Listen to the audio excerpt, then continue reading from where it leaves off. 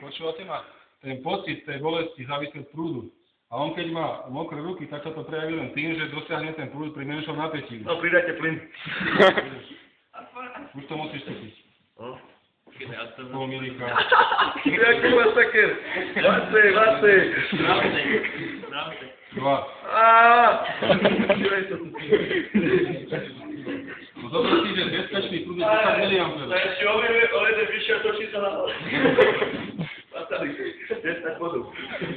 A ľubovi môžete aj zistiť, ľubovi môžete aj hovoriť kolo. Prúde. To je pocit. 0,4? No. Ešte raz. Počkaj, Janči hlavou. Janči. Začínaš. Takže okolo pol milíka. A to je nič, to je také brnenie v linke. No ale pri jednom už to je nepríjemné. To je príjemné práve. Poďme ešte. No už teraz ešte. Poďme. Opäť, ja si nedám. Dobre, tak. Ja chcem, prosím. Počúvate ma na 5 miliampérov. Na 5 miliampérov to je nepríjemná bolesť. Tu sa používa na veľkú liečbu. Možno ty si uchyl, ale... Máš taký prístroj.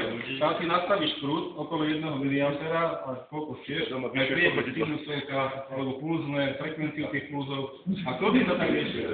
Kto by normálne z jednej strany ti dá takú hambričku namočenú z druhej a z toho klubu si to vyťahuje tie soli. Čo je to?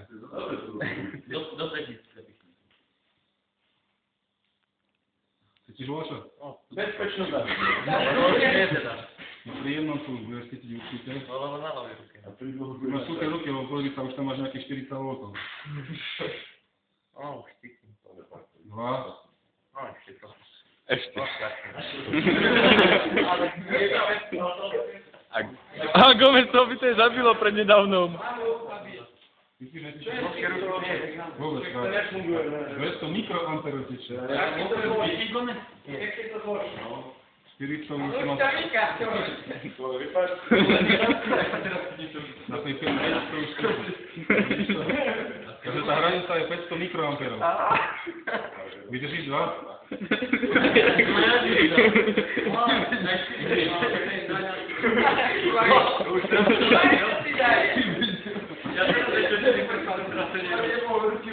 Hajde, lifo.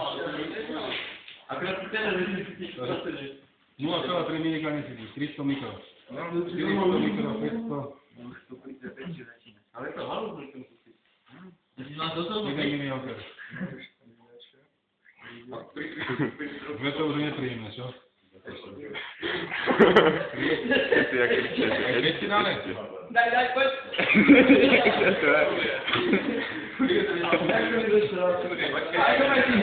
Alebo chyťte sa viac. Chyťte sa dvaja, alebo traja.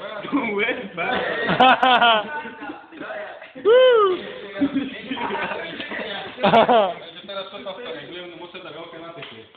Nevadí, nech to trošku. To tebe prejdem.